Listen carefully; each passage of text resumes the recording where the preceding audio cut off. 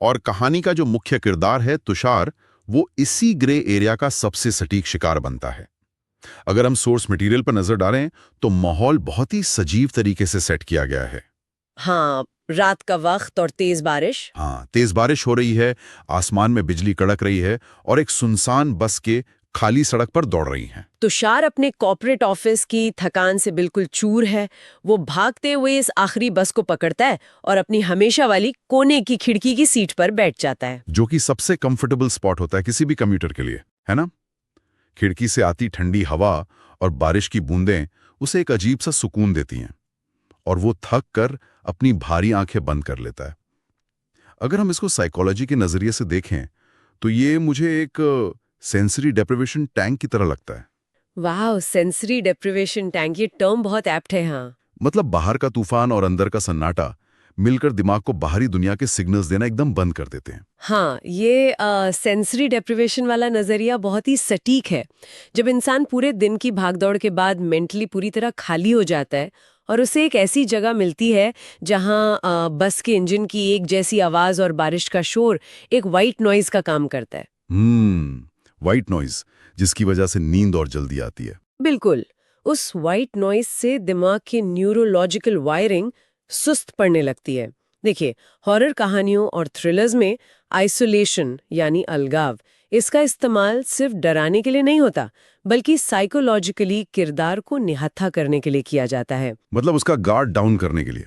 हाँ, एक तो बस एक चलती हुई बंद जगह है जहां से बाहर निकलने का कोई रास्ता नहीं है, और ऊपर से किरदार का दिमाग रियलिटी चेक करने की स्थिति में ही नहीं है।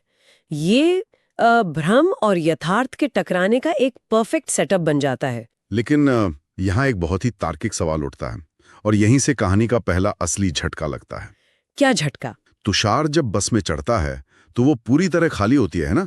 वो आंखें बंद करता है और जब महज 2 मिनट बाद उसकी आंख खुलती है तो बस लोगों से खचाखच भरी होती है।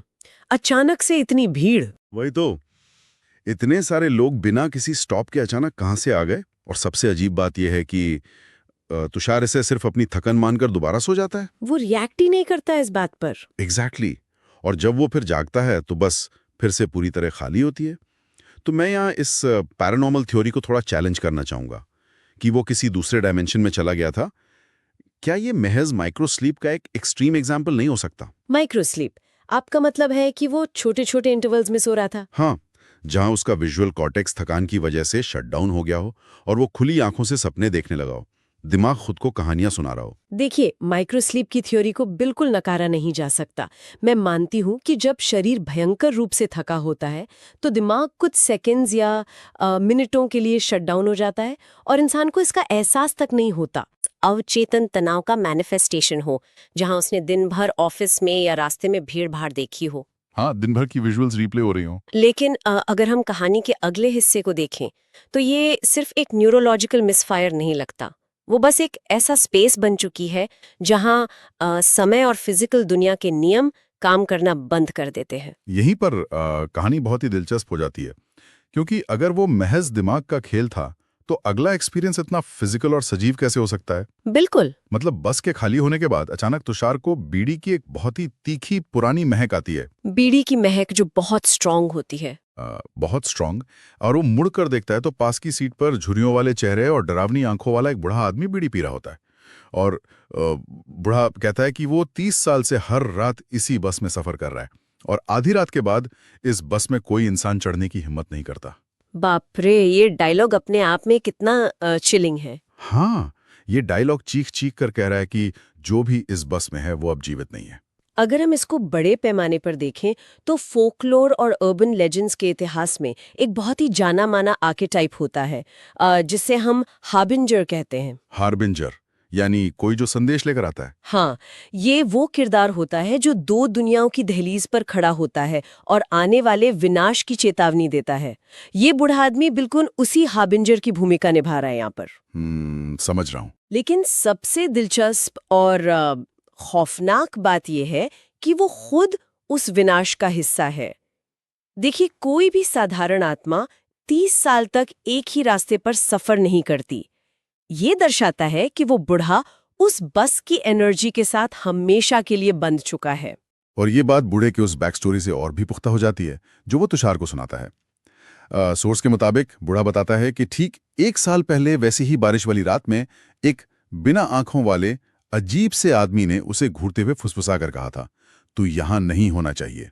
बिना आंखों वाला आदमी? Oh wow! हाँ, और उसके बाद वो आदमी चलती बस से हवा में गायब हो गया।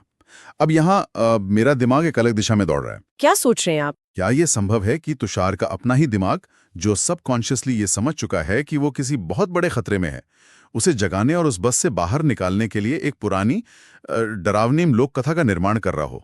मतलब हमारा दिमाग अक्सर खतरों को कहानियों का रूप दे देता है ना, ताकि हम रिएक्ट कर सकें। हाँ, ये एक बहुत ही शानदार साइकोलॉजिकल विश्लेषण है। दिमाग का जो एमिगडाला होता है, जो डर और खतरे को प्रोसेस करता है, वो कई बार हमारे ही सामने ऐसे भ्रम पैदा करता है ताकि शरीर में एड्रेनलिन रिलीज हो और हम खुद को बचा सकें। एग्जैक्टली, एक फेक अलार्म सिस्टम की तरह। बिल्कुल। लेकिन अगर हम इस कहानी की पैरानॉर्मल थ्योरी के साथ न्याय करें तो तू यहाँ नहीं होना चाहिए महज एक भ्रम नहीं लगता, ये एक डायमेंशनल बाउंड्री की तरह एक्ट कर रहा है। डायमेंशनल बाउंड्री मतलब 2 अलग रियलिटीज का बॉर्डर। हाँ, वो बिना आंखों वाला आदमी शायद ये पहचान गया था कि भूत उस वक्त जिंदा था, या कम से कम उस खास डायमेंशन का हिस्सा तो नहीं था जिसमें भूत रहते हैं। और अब 30 साल बाद वही बूढ़ा तुषार को देखकर शायद वही सेम चीज महसूस कर रहा है। ओ, तो हिस्ट्री रिपीट हो रही है एक तरह से। हाँ, वो भूतिया दुनिया का एक ऐसा नियम लगता है जहां जिंदा और मुर्दा एनर्जीज एक दूसरे को रिजेक्ट करती हैं, वो साथ नहीं रह सकती। बाप रे, ये तो सच में रोंगटे खड़े कर देने वाला विचार है कि चेतावनी देने वाला व्यक्ति खुद उसी खौफनाक चक्रव्यूह में फंसा हुआ एक प्रेत है। बिल्कुल। और इसके ठीक 5 मिनट बाद जो होता है वो किसी भी तार्किक व्याख्या को चकनाचूर कर देता है। तुषार जब दोबारा जागता है तो वो बूढ़ा वहां से गायब है। रात के 1 बज चुके हैं और बस अभी भी चल रही है। हाँ, बस चल खई है और सामने की सीट पर एक आदमी बैठा है जो इतनी रात को इस सुनसान बस में अखबार पढ़ रहा है। मतलब एक पल के लिए ये सीन बहुत ऑर्डिनरी लगता है, लेकिन असल में यही इसकी सबसे डरावनी बात छुपी है।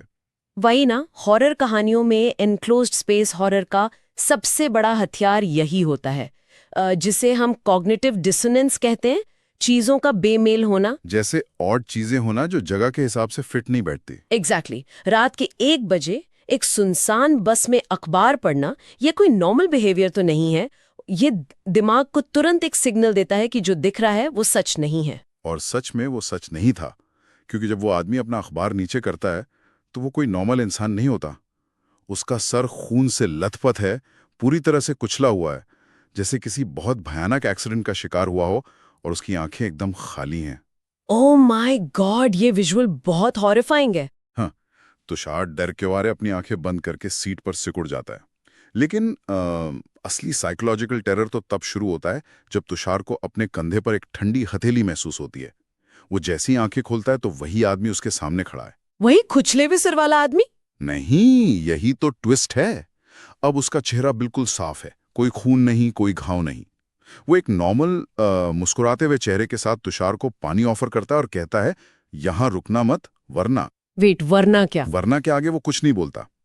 इससे पहले कि वो अपनी बात पूरी करे, वो अचानक दरवाजे पर पहुंचकर चलती बस से बाहर कूद जाता है, और उसके तुरंत बाद एक जोरदार चीख और भारी चीज के टकराने की आवाज आती है। अरे बाप रे, यहाँ जो नरेशन है ना, वो डर की पूरी डेफिनेशन ही बदल देता है। देखिए, जो डर सामने साफ साफ स्कैरी रूप में दिखता है, जैसे वो खून से लथपथ चेहरा, दिमाग उसको किसी ना किसी तरह प्रोसेस कर लेता है और एक डिफेंस मैकेनिज्म बना लेता है। हाँ, दिमाग कहता है कि खतरा है, भागो। एग्जैक्टली। लेकिन जब वही खौफनाक चीज अचानक एक नॉर्मल दयालु रूप ले लेती है और मुस्कुराकर पानी ऑफर करती है, तो इंसान का दिमाग इस ट्रांजिशन को प्रोसेस ही नहीं कर पाता। ये 2 अलग अलग रियलिटीज का एक ही फ्रेम में टकराव है। माइंड बॉगलिंग है ये पूरा इंसिडेंट। और उस कुचले हुए चेहरे का अचानक नॉर्मल चेहरे में बदलना और फिर चलती बस से कूदना, ये दर्शाता है कि ये पूरी बस ही एक टाइम लूप में फंसी हुई है। Time loop? मतलब आप कह रहे हैं कि वो आदमी किसी एक ही घटना को बार बार जी रहा है? हाँ, बिल्कुल वही। अगर हम फिजिक्स और पैरानॉर्मल रिसर्च को मिलाएं तो क्या ये संभव है कि वो बस एक ऐसा स्पेस बन गई है जहां समय एक सीधी रेखा में नहीं चल रहा, मतलब बल्कि एक ऑडियो कैसेट की तरह उसी एक दर्दनाक पल पर अटक गया है। सटीक तौर पर यही हो रहा है उस बस में। वो आदमी असल में उस एक्सीडेंट के पल को बार बार जी रहा है जिसमें शायद उसकी मौत हुई थी। उसका मुस्कुराना, पानी देना और फिर अचानक कूदकर मरने की आवाज आना, ये सब उस व्यक्ति के जीवन के आखिरी पलों का एक टूटा फूटा सीक्वेंस है। तो ये कोई जानबूझकर किया गया भूतिया हमला नहीं है। नहीं, ये कोई हॉन्ट करने वाला बदला नहीं है। ये एक दर्दनाक अतीत का वो हिस्सा है जो उस बस की मेटल में, उस बस की सीटों में एक रिकॉर्डिंग की तरह सेव हो गया है और वो हर रात वहां प्ले होता है। और इस बात की सबसे खौफनाक पुष्टि कहानी के बिल्कुल एंड में होती है। वो चीख और टकराने की आवाज सुनकर तुषार बुरी तरह घबरा जाता है। हाँ। और बस के दरवाजे की ओर भागता है। हाँ, अचानक उसकी किस्मत से एक स्टॉप आ जाता है। हाँ। और वो बिना कुछ सोचे समझे उस तेज बारिश में बाहर कूद पड़ता है सड़क पर। वो बाहर सड़क पर खड़ा होके राहत की सांस ले ही रहा होता है कि बस आगे बढ़ने लगती है। और तब वो बस को बाहर से देखता है। हाँ, और जब बस उसके सामने से गुजरती है तब वो उस बस का असली रूप देखता है। वो बस पूरी तरह से आधी जली हुई है। मतलब ऐसा लगता है जैसे किसी भयानक एक्सीडेंट के बाद उसमें आग लग गई हो और बस के अंदर सारे मृत जले हुए लोग बैठे हैं। ओह माय गॉड, पूरी बस जली हुई थी। हाँ, और सबसे स्केरी पार्ट सुनिए।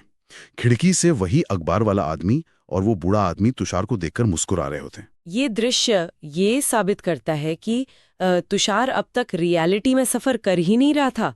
वो उस एक्सीडेंट की यादों में, उस बस के कलेक्टिव ट्रॉमा में सफर कर रहा था अब तक। तो इस सब का आखिरी क्या मतलब है?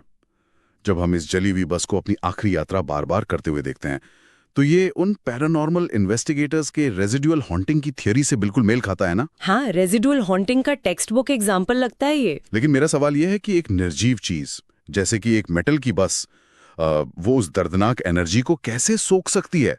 और अगर ये महज एक ठहरी हुई ऊर्जा है, मतलब एक बिना दिमाग वाला एको है, तो उस बूढ़े और अखबार वाले आदमी ने तुषार से बात कैसे की? हाँ, ये एक बहुत वैलिड पॉइंट है। उन्होंने उसे पानी कैसे दिया? उन्होंने उसे चेतावनी क्यों दी? ये तो एक कॉन्शियस यानी चेतन क्रिया लगती है ना। एक टेप रिकॉर्डर तो आपसे बात नहीं कर सकता। इससे एक बहुत जरूरी सवाल उठता है और यही इस पूरी डीप डाइव का सबसे कॉम्प्लेक्स हिस्सा है। मैं इसको ऐसे देखती हूँ, रेजिडुअल हॉन्टिंग का मेन लॉजिक ये है कि जब कोई बहुत बड़ी ट्रेजेडी होती है जहां लोगों का डर और दर्द अपने एक्सट्रीम लेवल पर होता है, तो वो एनर्जी उस जगह के माहौल में जम जाती है। एक वीडियो रिकॉर्डिंग की तरह जो लूप पे चल रही हो। एग्जैक्टली। लेकिन जो कॉन्ट्रडिक्शन आपने पकड़ा वो बिल्कुल सही है। अगर वो लोग सिर्फ एक रिकॉर्डिंग का हिस्सा हैं, तो वो तुषार के साथ इंटरैक्ट कैसे कर सकते हैं? इसका जवाब ये हो सकता है कि उस टाइम लूप के अंदर कुछ आत्माएं ऐसी हैं जो अपनी उस हालत को लेके कॉन्शियस हैं, अवेयर हैं। मतलब उनको पता है कि वो मर चुके हैं और लूप में हैं। वो उस लूप में फंसे तो हुए हैं, लेकिन वो ये नहीं चाहते कि कोई और जिंदा इंसान उनकी तरह उस लूप का हिस्सा बने। और यहाँ रुकना मत, ये जो चेतावनी थी ना, ये शायद इसीलिए थी ताकि तुषार भी उसी बस में मरने वालों की लिस्ट में शामिल ना हो जाए। वाह, ये एक बहुत ही पावरफुल थॉट है। मतलब वो डरावना लगने वाला बूढ़ा और वो अखबार वाला आदमी जिनकी शक्लें इतनी स्केरी थी, वो दोनों असल में तुषार की मदद कर रहे थे। बिल्कुल, उनका इंटेंशन उसको बचाना था। उन्होंने अपनी उस डरावनी रियलिटी से कुछ पलों के लिए बाहर आकर एक जिंदा इंसान को जगाया ताकि वो उस बस से उतर जाए। तुषार का उस बस से जिंदा बच निकलना महज एक इत्तेफाक नहीं था और न ही अचानक किसी स्टॉप का आना कोई कोइंसिडेंस था। हाँ, ऐसा लगता है जैसे उस बस की कलेक्टिव कॉन्शियसनेस ने उसे इंटेंशनली जाने दिया। हाँ, शायद इसलिए ताकि कोई बाहर की दुनिया में जाकर इस हॉन्टेड बस के इतिहास को जिंदा रख सके, इस कहानी को सुना सके। ये साइकोलॉजी और पैरानॉर्मल घटनाओं का एक बहुत ही रेयर कॉम्बिनेशन है। देखिए, जब हम बहुत ज्यादा थके होते हैं ना, तो हमारे दिमाग के जो लॉजिकल फिल्टर्स होते हैं वो बिल्कुल काम करना बंद कर देते हैं और उस स्टेट में हम उस हिडन दुनिया की फ्रीक्वेंसी को पकड़ लेते हैं जो नॉर्मल कंडीशन में हमारी आंखों से ओझल रहती है। तो तुषार की एक्सट्रीम थकान ने उसको उस जली हुई बस की फ्रीक्वेंसी पर ट्यून इन कर दिया था। एग्जैक्टली। और ये कहानी हमें बहुत क्लियरली दिखाती है कि कैसे अतीत की जो भयानक दुर्घटनाएं हैं और उनका जो पेन है वो हमारे प्रेजेंट के रास्तों में अपनी जगह बना ही लेते हैं। समय हमारे लिए आगे बढ़ जाता है, लेकिन कुछ जगहें, कुछ गाड़ियां उसी दर्दनाक पल में हमेशा के लिए कैद रह जाती हैं। अगर हम इस पूरे विश्लेषण को एक साथ रखें तो ये सिर्फ एक घोस्ट स्टोरी नहीं रह जाती, ये इस बात पर एक बहुत गहरी टिप्पणी है कि जगहें और चीजें अपनी एक मेमोरी रखती हैं। बिल्कुल।